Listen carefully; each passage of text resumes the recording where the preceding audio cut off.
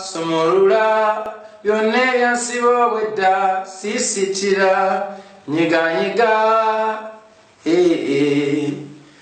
Darling kubokinze. Happy birthday to you. Happy birthday to you. Rema Namakula olabo nyimbisiza happy birthday. Dala kituufu olunaku olwaleero birthday ya muyimbi amanyikiddwa nga Rema Namakula. Kwaniza nyo wano ku SMX Media nange MSMX kankusaba ambe subscribing no ku SMX Media. Tujja kubanga missing updates na ddala nga zino kankutegeeze mbu stories afa no ku SMX Media. Tuzikonvertinga nzibera nga ziweuka data o alime kubeera nga agenda mungi. Gwe nawe naye ga YouTube stories ezitatwala nnyo data. Subscribe binga no tandika okubeera nga weerabira stories okuba wano ku SMX Media. Nawe kenyini ana business gyoyandiyagadde okubeera nga tulanga product gyoyagala okubeera ng'olanga company gyoyagala okubeera ng'olanga tukubire bukubizi kwe namba y'essimu gyolaba eri ku screen tujja sobola okulanga tukwatagana sobola okulaba ngeri ki gyesobola okupromoting oba okubranding oba okwayipayinga business yonna gyolina. Yes, olunaku olwaleero birthday ya Rema Namakula neera kyemusuubira ku birthday ya Rema Namakula already kyatandise dda. Omanyi birthdays Valentine's Day ngezo. Yes, tusuubira ebifaananyi bingi okuva wa Rema Namakula n'obutambi obufaanaganako ng'obwo. Neera nga ebifaananyi seti esooka eya birthday yo twagifunye dda. Naye ku guno omunuuni nsazeewo okubeera nga nkwako ka small biography kono omuwala gwamanyikiddwa nga Rema Namakula ku nnaku olwaleero nga tujaguza amazaalibwa ge. Naye ge amazima abantu abazaaliddwa mu April mba amaanyi. April erina abantu ab'amaanyi nnyo nnyini ddala.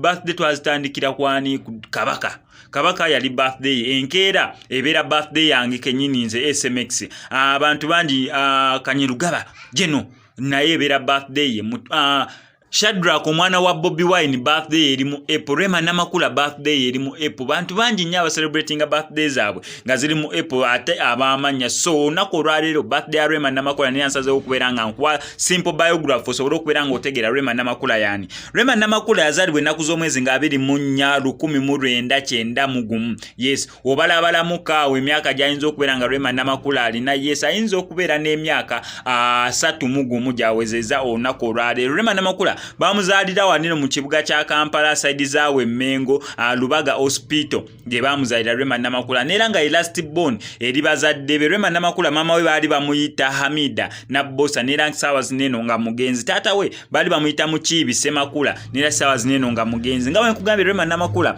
ye last born mu baana be bamuzaala nabo. Neera Rema Namakula mukyala muyivu asomyeko ekimala. Rema Namakula yatandika okusoma mu Kittante primary school oyatandika okubeera ng'asoma. Weyaveeyo primary senior 1 n'ajoininga St. Bali ku Ddembe. Yes, St. Bali ku Ddembe eyo n'asomerayo O level ne A level. Weyamala okubeera ng'avaayo Rema Namakula record ziraga mbu yayingira Kyambogo University. Tumanyi waawe yakoma oba kyali mu kubeera ng'asoma eyo Kyambogo University. Neera okuzaako awo emabega ku St. Bali ku Ddembe Rema Namakula gye yakakasiza ekitone kye eky'okuyimba. Neera ng'eno yakulemberanga kwaya mwenna abamanyi ennyimba za St. Bali ku Ddembe ez'abaana b'amasomero osobola okuteeka mu St. Bali ku Ddembe Kisoga SS. Yes, ojja sobola okubeera ng'olaba Rema Namakula yaliidinga ennyimba nnyingi nnyo banga lyamalayo ku St. Bali ku Ddembe. Video zonna zino osobola olaba Rema Namakula we yali mu myaka gye gyawe gye 13 14 15 video zonna ng'ennyimba eza St. Bali ku Ddembe ng'essomero Rema Namakula yaziliidinga. Naye nga eddoboozi woziwuliriza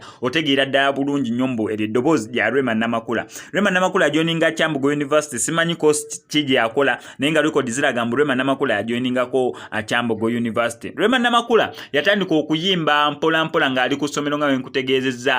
Mama Rema Namakula n'amukwatako kawo ng'alabe mbono omwana alimu omulawo nkubeera nga amukwatako yalaba nga effort gy'akozeeko ayinza musindika wa mwana munne otegerekeseeko ng'erya Bebe Cool okubeera nga amukwatako. Era Rema Namakula awo yajoininga Gagamero ng'amaze okubeera ng'asoma senior 6 n'ajoininga Gagamero ekibiina kya Bebe Cool. Bebe Cool mu kubeera nga amukwatako bakolayo project ezimu bakola project 2 nambirira Rema Namakula okubeera introduced eri abantu. Mu kubeera nga Rema Namakula amala okubeera nga ali introduced ni Henry omuyimbi amuwandikira akayimba oli wange ako kekagulawo akaji ka Rema Namakula nga wogamba Eddie Kenzo yali ayimbye buli kimu nga akiyimbye naye oluyimba lwa City ya Loss lwe lwamugulirawo akaji eri eggwanga lyonna naye nga nesigadde yali aziyimbye nga nnyimba nnungi. Kati ye Rema Namakula oluyimba lwa oli wange lwe lwamugulirawo akaji Rema Namakula n'atandikira ddala ddala okubeera ng'ayimba obutadda mabega. Rema Namakula oluvannyuma yavaayo mu kibiina kya Gagame n'atandika okubeera ng'ayimba ng'ali solo. Mu kubeera ng'atandika okuyimba ng'ali solo awo yasangira mwana munne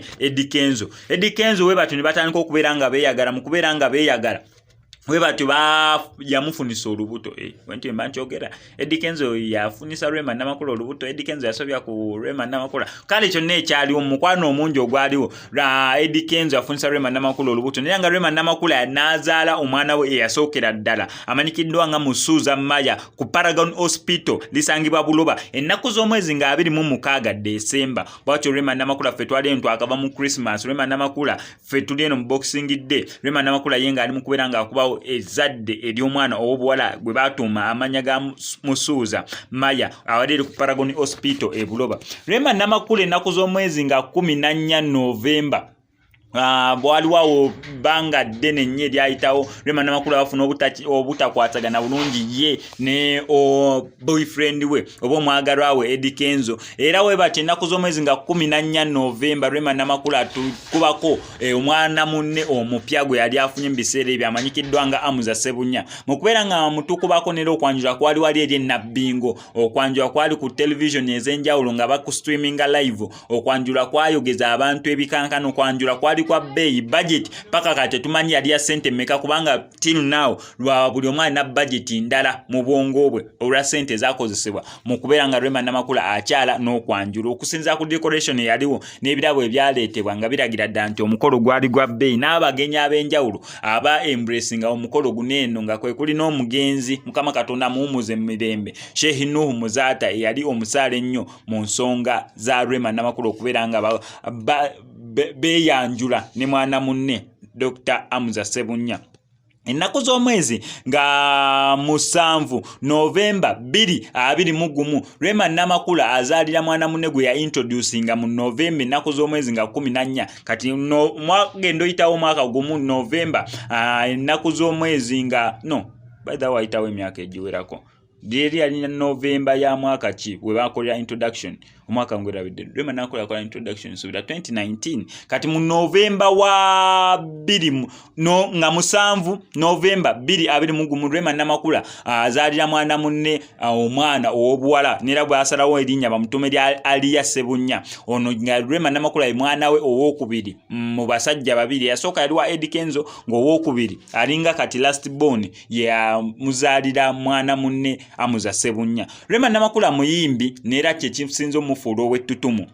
Kubeera nga kimfuulo w'ettutumu Rema Namakula awangudde ku award eziwerako. Mu mwaka gwa 2013 Rema Namakula yawangula Best Pop Charts Artist of the Year. Rema Namakula zino zaza High People Award zonna zengenda okusomera category. Naye mu mwaka gwennyini Rema Namakula wangula Best Breakthrough Artist of the Year. Nera still Rema Namakula nawangula Best Female Artist of the Year. Rema Namakula nawangula Best R&B Song of the Year. Onerongolo oluyimba lwali oli wange. Nera mu 2014 Rema Namakula nakola kintu kyekimu n'addamu okubeera nga awangula Best Female Artist of the Year n'awangula Best Dancehall Artist of the Year. Waliwo akayimba ke yali akubenera si n'awangula ne Best R&B Song of the Year ku luyimba lwa Kaliba. Yes, tuli kukulirira ku Kaliba. So Rema Namakula briefly yoyo omuntu wa social media nnyo naye ate nga si ye yeteekayo ennyo muntu aliko amawulire mangi nnyo okwoyogera ennya Rema Namakula osuubirawo eggulire kubanga ne wakola kintu ki Rema Namakula ne wanyiiza mu katambaala